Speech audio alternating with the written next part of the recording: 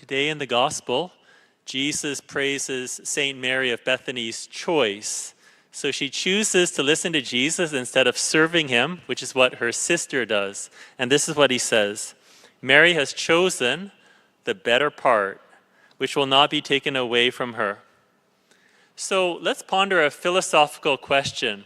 And the question is, can we have it all? Can we have it all? So can we, for example, be close to God and choose to follow what everyone else is doing in the world? No. Can we have a healthy family life and a demanding career and time for all of our hobbies? No. Can we, during the summer, rest and go to lots of different places and see everything, watch movies, and save money? No. Okay, so we all know the answers. Yeah, we cannot be mentally healthy and use our phone excessively. You can't have both. You cannot prioritize your family and prioritize your career, because Jesus wants you to prioritize what's better. Jesus today is showing us the better way, that he is the better way, and he's giving us today the grace to choose him. So the gospel says, "Now as Jesus and his disciples went on their way, he entered a certain village where a woman named Martha welcomed him into her home." The elder sister would have the responsibility of hospitality, so she's doing the right thing. She had a sister named Mary who sat at the Lord's feet and listened to what he was saying. We know both sisters are saints, both are doing good actions, but one action is better than the other. Martha was distracted by her many tasks. So the Greek wording, it lets us know that she's not being neurotic. It's an objective fact. There is too much to do. She's trying to respond to something good, but she's going to have to let go of something good to get to something better. Let's now take a concrete situation. The spiritual master, Father Jacques Philippe, he has mentioned, he's written, that there's a certain minimum amount of time we have to spend in prayer every day for spiritual health. Now, I've mentioned this number before. Do you all remember? How much time do you have to spend every day for spiritual health, according to Father Jacques Philippe? Do you remember what the number is? 2 hours. Just kidding. 15 minutes. 15 minutes. Now, for some of us, our minimum is higher. We need to spend 30, 60, 90 minutes plus daily mass. Okay, so we have this goal, but sometimes other good things will block us from getting to that goal. One of them is family. Our family needs us. And then there's work, there's emails, there's things to do around the house. Now let's say I were to call you on the phone. Would you give me 15 minutes? I understand if Deacon Andrew were to call, you would not. You'd say, I'm too busy. You see his name on your cell phone and you press decline. But Jesus is calling us every day. He's asking for 15 minutes. So you see what I'm saying? Like, we could make that time, because you would make the time for me, you'd make the time for Deacon, you make the time all the time for other people. We can make those 15 minutes for Jesus. Okay, but you say, sometimes we have very hectic days and we legitimately, there's no more time. Okay, let's say sometimes you miss your 15 minutes. Then on the weekend or on vacation, do you spend more time in prayer? Because sometimes what happens is we don't. And if we don't spend more time in prayer on those days, I think that's a sign we don't love Jesus as much as we think. And if that bothers us, that's a sign that we love Jesus. This is what I said last summer. The Sabbath reveals our heart. What we do on Sunday or the weekend or during vacation, it reveals what we truly treasure. So I shared this story years ago. I was neglecting my mental prayer. I never missed daily mass. I never missed my liturgy of the hours, but I decreased my mental prayer. And I said, I'm too busy helping people. And my mentors, they said, you're too busy, you're doing the right thing. But one Monday, which is my Sabbath, I still didn't do my mental prayer.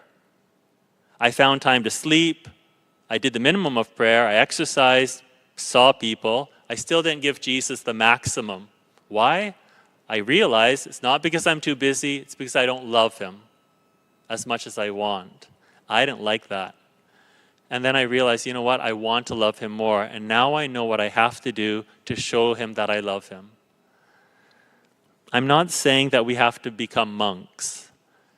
But I am saying you all need to choose what is the minimum amount of time you need every day for your spiritual health, and then you're going to have to choose that over good things. Let's go back to the gospel. So Martha came to Jesus and asked, "Lord, do you not care that my sister has left me to do all the work by myself? Tell her then to help me." So commentators agree she is blaming Jesus. So she's blaming Jesus. She wants to blame someone else for her difficulties. And Jesus is asking her to look inside. The Lord answered her, "Martha, Martha." And remember, the repetition of the name is a sign of affection.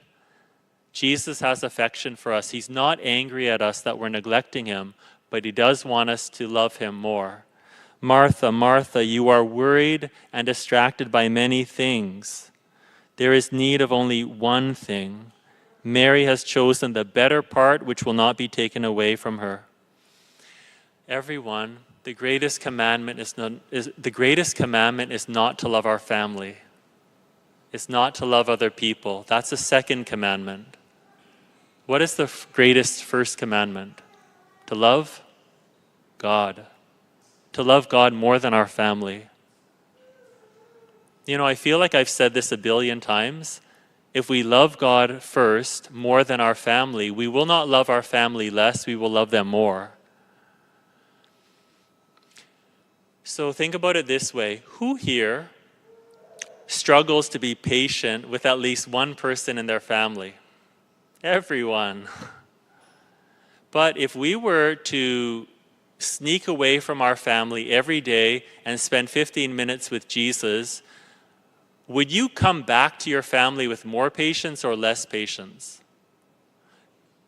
But here, sometimes what we do is we sneak away from our family, we're on our phone or we rest, which is, resting obviously is good, and we do hobbies and leisure, but we come back to our family and we're just as impatient. It's not working. But when we spend time, take away time from our family, give it to Jesus, we love our family more because we're more patient. And so that's the one thing necessary. The one thing, the better part, it is love. When we choose love, you can never have it taken away from you.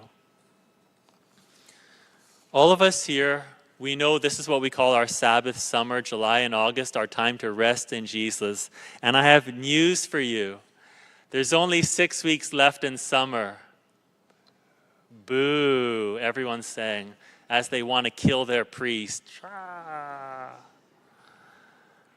But what if we were to make them the best 6 weeks? What if we were to prioritize Jesus and then our family and rest? Like today, for example, we have our name tags, we're trying to love each other, but Mass is more important than that. Loving, worshiping God. But then after Mass, we have this parish family time together. This summer, the devil will suggest, do this, do that. And a lot of his suggestions will be good things. The devil will suggest really good things. Why? To take us away from the best. You have to understand he will do that. Do something really good, as long as he can distract you. But Jesus suggests always the one thing. And the fruit of that will be an overflowing love in him. So, we cannot have it all. You cannot have it all, but you can have the best. When we choose the better part, which is Jesus, nothing truly good will be taken away from us because we have everything in its proper order. Jesus, family, health, work, etc.